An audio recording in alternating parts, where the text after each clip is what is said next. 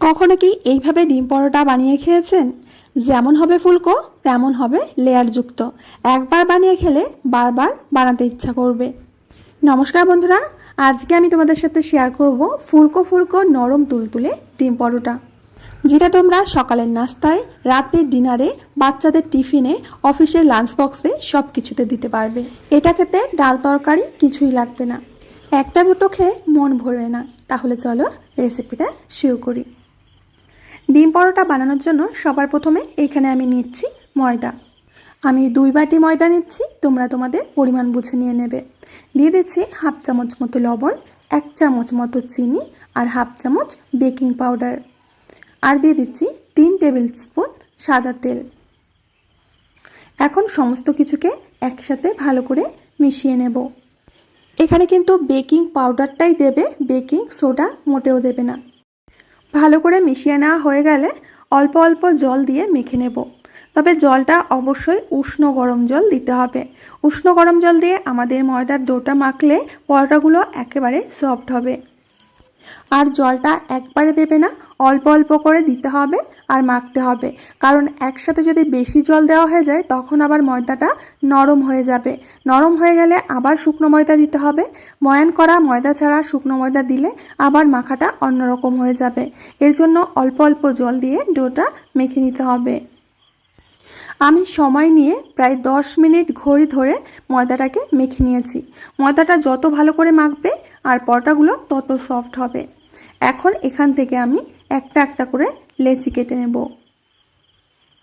তোমাদের পরোটাগুলো যেমন বড় করবে লেচিগুলো ঠিক তেমন করে করতে হবে। আমি এখানে মিডিয়াম সাইজের লেচিগুলো কেটে নিচ্ছি, না ছোট না বড়। তো একে একে প্রত্যেকটি লেচি আমি কেটে নিয়েছি। এখন একটা ঢাকনা দিয়ে ঢেকে প্রায় 5 মিনিট রেস্টে রেখে দেব। খুব বেশিক্ষণ রাখার দরকার নেই, 5 মিনিট রেখে দিলেই হবে। এর মধ্যে একটা কাজ করে নেব। একটা বাটির মধ্যে দিয়ে দিচ্ছি কর্নফ্লোর 2 চামচ, আর দিয়ে দিচ্ছি সাদা তেল 3 চামচ। এখন এই দুটোকে ভালো করে মিশিয়ে নিতে হবে। যদি হাতের কাছে কর্নফ্লোর না থাকে, কর্নফ্লোরের বদলে তোমরা ময়দাও দিয়ে দিতে পারো। খুব ভালো করে মিশিয়ে একটা ক্রিম মতো করে নিতে হবে। তেল একটু কম মনে হচ্ছিল, আমি আরও একটু তেল দিয়ে খুব ভালো করে মিশিয়ে নিচ্ছি। মোটামুটি একেবারে একটা পাতলা ক্রিমের মতো করে নিতে হবে। এদিকে লেচিগুলো 5 মিনিট হয়ে গেছে, ঢাকনাটা তুলে নিচ্ছি। এখন এখান থেকে একটা লেচি নিয়ে নেব। এখন এই লেচিটা দিয়ে একটু শুকনো ময়দা ছিটিয়ে দিয়ে একটা রুটি বেলে নিতে হবে পাতলা করে। রুটি যত পাতলা করে বেলবে লেয়ারগুলো তত পাতলা হবে, একেবারে কাগজের মতো। তো একটু বড় সাইজ করে আর পাতলা করে রুটিটাকে আমি বেলে নিয়েছি। এখন যে ক্রিমটা তৈরি করে রেখেছিলাম সেই ক্রিমটা এর উপর থেকে ছড়িয়ে দেব।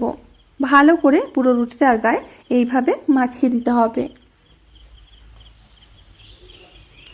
এখন একটা চাকু নিয়ে মাঝ বরাবর থেকে পাশ পর্যন্ত এইভাবে একটা দাগ টেনে দিচ্ছি। এবার রুটিটাকে ধীরে ধীরে মুড়ে নিতে হবে, ঠিক এইভাবে। আমি তোমাদের যেভাবে দেখাচ্ছি ঠিক এইভাবে মুড়ে নিতে হবে। এবার মাথার দিকটা এইভাবে বন্ধ করে দিতে হবে। এবার নিচের দিকে রেখে এরকম ঘুরিয়ে ঘুরিয়ে চাপ দিয়ে এটা একটা লেচির আকার করে নিতে হবে।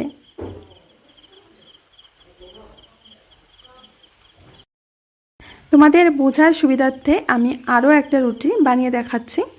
ওপর থেকে এইভাবে ক্রিম মাখিয়ে নিতে হবে, তারপরে সাইডটা এইভাবে কেটে নিতে হবে, তারপরে রুটিটাকে ধরে এইভাবে করে পাকিয়ে নিতে হবে। আশা করি তোমরা বুঝতে পারছো, বুঝতে কোনো সমস্যা হচ্ছে না। এইভাবে করলে রুটিটা মানে পরোটাটা একেবারে লেয়ারযুক্ত হবে, অসংখ্য লেয়ারযুক্ত হবে। তোমরা অবশ্যই এই কাজটা করে নেবে। এবার মুখটাকে এইভাবে বন্ধ করে দিয়ে তারপরে ঘুরিয়ে ঘুরিয়ে এইভাবে লেচিটা বানিয়ে নিতে হবে। আশা করি তোমরা বুঝতেই পেরেছো। তো একইভাবে আমি সমস্ত লেচিগুলো বানিয়ে নিয়েছি। এই দেখো।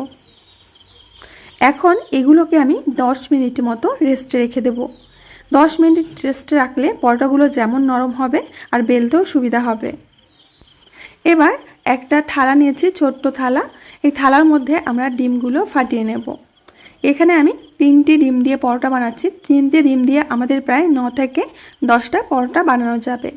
অল্প একটু লবণ দিয়ে দিচ্ছি, গোলমরিচের গুঁড়ো অল্প একটু, আর দিচ্ছি লঙ্কার গুঁড়ো। ভালো করে মিশিয়ে নেব। ভালো করে এইভাবে মিশিয়ে নেওয়া হয়ে গেছে। 10 মিনিট পরে আমি লেচিগুলো তোমাদের দেখিয়ে দিচ্ছি। এগুলো একটু কিন্তু ফুলে বড় বড় হয়ে গেছে। এখন এখান থেকে একটা লেচি নিয়ে আমি পরোটাটা বেলে নেব।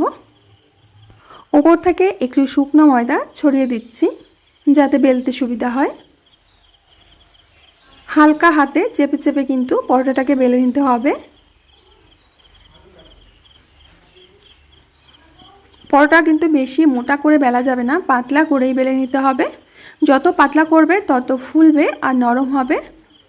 একটা পরোটা বেলা হয়ে গেছে। এখন শুকনো তাওয়ার মধ্যে পরোটাটা দিয়ে উলট পালট করে সেঁকে নিতে হবে।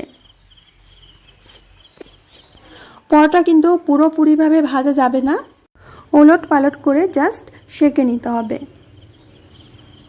একটা পরোটা সেঁকা হয়ে গেছে, প্লেটের মধ্যে নামিয়ে নিচ্ছি। এবার এই তাওয়ার মধ্যেই একটু তেল দিয়ে দিচ্ছি, মোটামুটি 1 চামচ মতো তেল দিলেই হবে।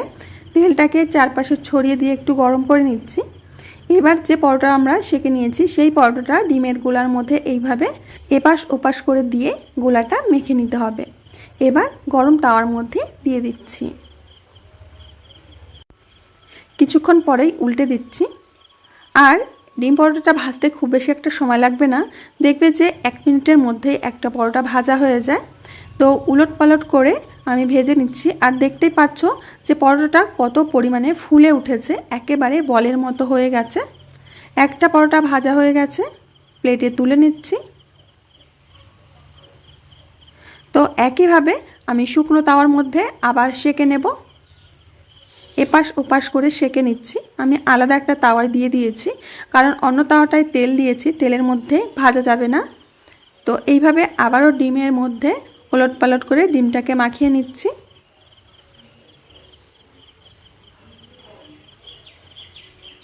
একইভাবে এই পরোটাটাকেও ওলট পালট করে ভেজে নেব। আর দেখবে যে প্রত্যেকটি পরোটা কত সুন্দর ফুটবলের মতো ফুলে যায়। ডিম পরোটাটা কিন্তু খুব কড়া করে ভাজবে না, তাহলে খেতে ভালো লাগবে না। এরকম রং ধরলেই কিন্তু নামিয়ে নিতে হবে। তো এই পরোটাটাও ভাজা হয়ে গেছে, এখন নামিয়ে নিচ্ছি। দেখতে কত সুন্দর লাগছে দেখেই বুঝতে পারছো। একে একে প্রত্যেকটি পরোটা আমি ভেজে নিচ্ছি। আর বন্ধুরা, প্রত্যেকটি পরোটা কতটা ফুলছে তোমরা দেখেই বুঝতে পারছো। এই পরোটাগুলো যেমন হয় ফুলকো তেমন হয় নরম তুলতুলে, খেতে হয় দুর্দান্ত টেস্ট আর ভেতরে লেয়ারযুক্ত। একে একে সবকটি পরোটা আমি ভেজে নিয়েছি। এখন এখান থেকে একটা পরোটা আমি তোমাদের ছিঁড়ে দেখাবো যে ভেতরটা কতটা ফুলকো হয়েছে আর লেয়ারযুক্ত হয়েছে। আর এটা খেতে এতটাই টেস্টি হয়, সেটা না খেলে বিশ্বাস হবে না। তো বন্ধুরা, আশা করছি আজকের ডিম পরোটা রেসিপি তোমাদের কাছে অনেক ভালো লেগেছে। ভালো লাগলে অবশ্যই বন্ধুদের মধ্যে শেয়ার করবে। আমি আজ এখানেই বিদায় নেব, আবার দেখা হবে নতুন রেসিপির সাথে।